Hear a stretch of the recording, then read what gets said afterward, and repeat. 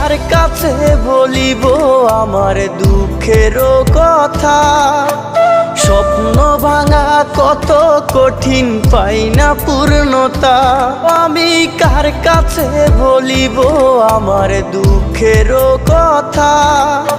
স্বপ্ন ভাঙা কত কঠিন, পাই না পূর্ণতা।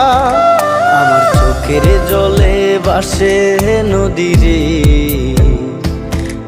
আমি নিজেই নিজে একা কাঁদি রে। আমি নিজেই নিজে একা হাসি রে। আমায় দেখলে সবাই পাগল বলে রে।